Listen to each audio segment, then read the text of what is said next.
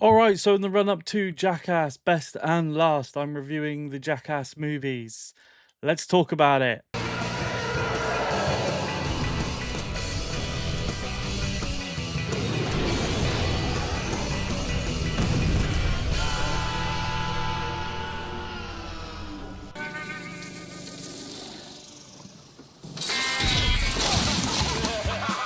Jackass the movie released in 2002. Again, I feel old. Directed by Jeff Tremaine, who did all of the Jackass movies and the TV show, and he's friends with Johnny Knoxville in the cast. The original series of Jackass aired in 2000, and I used to watch them at that time. Loved them and never really anticipated them doing a movie. I used to catch sort of reruns all the time on MTV. I never watched Wild Boys or Viva La Bam, just never watched them. But the idea was it's just a compilation of stunts and skits. And it starred the skateboarder band Margera. And for me, because of the music that I was growing up listening to, a lot of punk, a lot of pop punk, just general kind of anything with rock in it. I was listening to it. Very musical person because I went on and did bands and stuff, and the soundtrack to Jackass always was an influence. And even me and my friends in school, we made our own Jackass videos, all that kind of stuff. It was my generation of absolute stupidness, and I love these movies for that.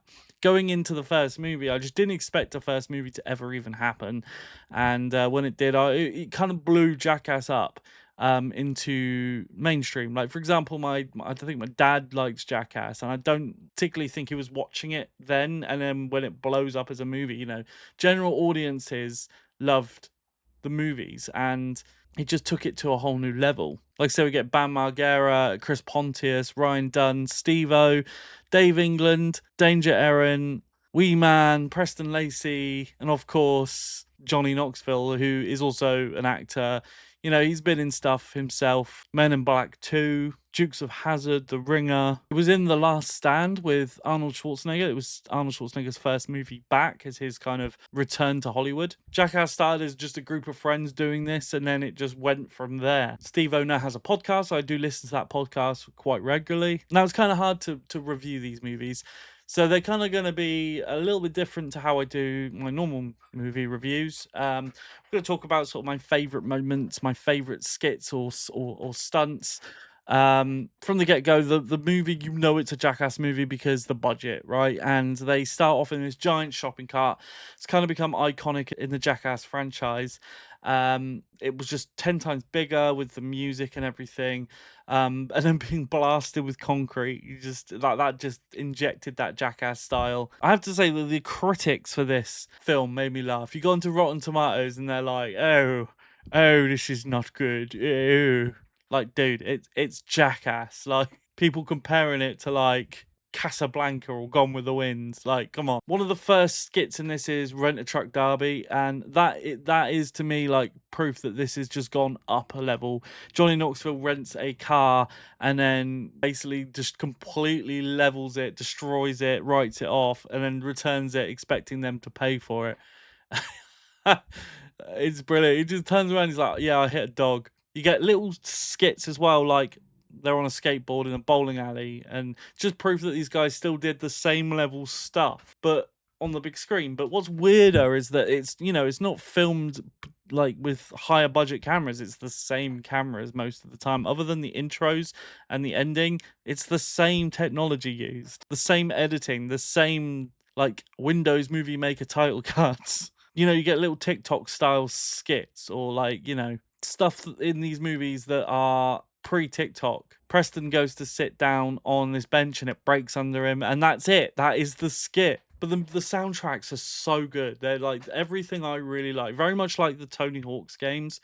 The soundtracks are fantastic for me. Again, we have the golf cart scene where proof that these skits could just kill any of them at any moment is wild.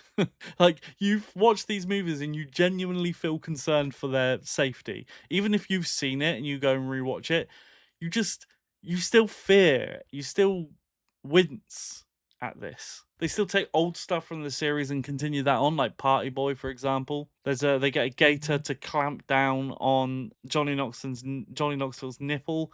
That you can feel it through the screen. You have really iconic ones that they revisit later in the movies as well, like the bungee wedgie, for example. There's one which you feel for, and you feel the tension that it builds up to. It's a longer skit, and that's where Johnny Knoxville gets shot with like a riot gun. I think they shoot like bags, right? And we're going to shoot you with one of our projectiles. It's called the Pen Prevent.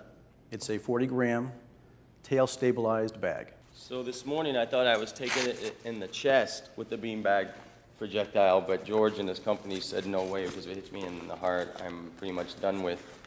So, and he goes to get shot in the stomach with one, and you feel it. It's the same with the wasabi snooters that Steve-O does, that just literally generally makes me sick every time I watch it, where he's literally sick over the plate of wasabi that he's snorting through his nose. Like, it's messed up. Again, you have other skits though, like the gong. Gong is one of my favorites because it's so simple. They run around like the park where people are relaxing and they hit a gong and it scares them. And even though it's just so stupid and so simple, it just works. And it's proof why little skits on TikTok and stuff work now, is because this is like almost like the origin of those sort of things. And then we get the paper cuts, for example, where they're literally giving themselves paper cuts between the webs of their feet, and Steve-O gets it in his mouth. Ah! And Johnny Knoxville goes face to face with a heavyweight champion, Butterbean, gets knocked out in a shoe store, I think it is. That got me in stitches. Clearly, just straight up knocks him out, injures him, gashing his head. And then you get stuff that's just truly disgusting. Wheeze on snow, and they call it the yellow snow cone, and he just eats it and then throws up. It's the most stupid shit, but it's so funny every time and so effective. And of course, Ryan Dunn's toy car in the butt. What more can I say? And again, it's hard to rate these movies, like give them a rating that I would give any other like Hollywood blockbuster or whatever.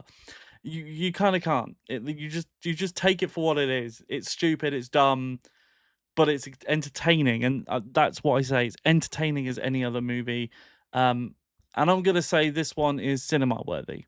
It's a step below my highest rating, absolute cinema, and I can't really say it's absolute cinema because, well, it's Jackass, but it's still entertaining. It's still fun. I enjoy the hell out of this one. And I'm going to do the other movies leading up to it. I'm not going to do Bad Grandpa because it's kind of a spin-off, but it is a very good film. But I'm going to do the main 4 movies leading up to the 5th one. And I'll do a ranking at the weekend. Guys, if you enjoyed this movie, comment section below. Let me know if you enjoyed the review. And yeah, what's your thoughts on like the criticism side of things for Jackass? Like, how else would you approach a review for Jackass the movie? Let me know if I did a good job. I'll see you guys soon in the next one. Take care of yourselves.